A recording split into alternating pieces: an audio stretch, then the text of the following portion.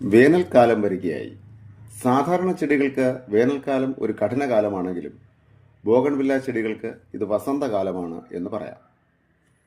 Latin America അഥവാ തെക്കേ അമേരിക്കയാണ് ബോഗൺവില്ലകളുടെ സ്വദേശം.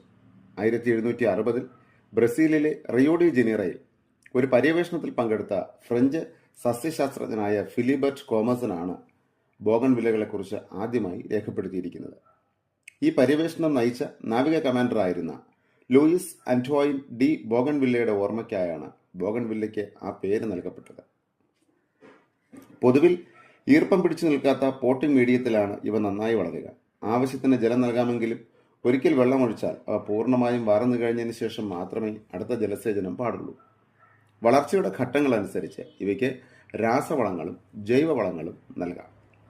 ബോഗൺവില്ലയുടെ പൂക്കൾ വെള്ള, മഞ്ഞ, പിങ്ക് നിറങ്ങളുള്ളതും വളരെ ചെറുതുമാണ്. പൊതുവെ നമ്മൾ പൂക്കളെന്ന് വിളിക്കുന്ന നിറമുള്ള ഇലകൾ ഈ യഥാർത്ഥ പൂക്കളെ പൊതിഞ്ഞു പിടിച്ചിരിക്കുന്ന ബ്രാക്ടസ് അഥവാ സഹപത്രങ്ങളാണ്. തെക്കേ അമേരിക്കൻ വംശജരാണെങ്കിലും നമ്മുടെ നാട്ടിലും ഇവ സുലഭമായി കാണുന്നു. വെള്ള, മഞ്ഞ, പിങ്ക് എന്നിങ്ങനെയുള്ള നിറങ്ങളിൽ നാടൻ ഇനങ്ങളും ഹൈബ്രിഡ് ഇനങ്ങളും ധാരാളമായി മാർക്കറ്റിൽ ലഭ്യമാണ്. ഇന്തോനേഷ്യ, ഫിലിപ്പൈൻസ്, തായ്ലൻഡ് തുടങ്ങിയ ഏഷ്യൻ പ്രദേശങ്ങളിൽ നിന്നും ധാരാളമായി ഹൈബ്രിഡ് ബോഗൺവില്ലകൾ വിപണിയിലെത്തുന്നു. അഡർണ ഫിലിപ്പൈൻസിലെ ഒരു ഇതിഹാസ കാവ്യമാണ് ഇബോങ് അഡർണ.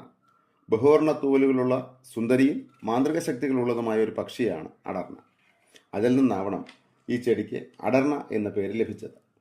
യെല്ലോ, ഗോൾഡ്, പിങ്ക്, റെഡ് എന്നിങ്ങനെ വ്യത്യസ്ത നിറത്തിലുള്ള പൂക്കൾ ഒരു ചെടിയിൽ തന്നെ നമുക്ക് കാണാൻ കഴിയും. ദിവസങ്ങൾ കഴിയുന്തോറും പൂക്കളുടെ നിറങ്ങൾ വ്യത്യാസപ്പെടുകയും ചെയ്യും.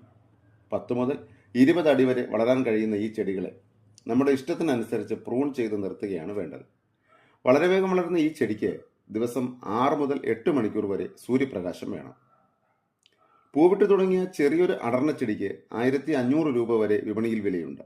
കാഴ്ചക്കാരന്റെ മനസ്സ് കവരുന്ന അടർണ വിപണിയിൽ വൻ ഡിമാൻഡുള്ള ചെടിയാണ്. ചുരുക്കത്തിൽ സൗന്ദര്യം കൊണ്ട് നമ്മെ സന്തോഷിപ്പിക്കാനും വരുമാനം കൊണ്ട് നമ്മെ ആനന്ദിപ്പിക്കാനും ബോഗൺവില്ലയ്ക്ക് കഴിയുന്നു.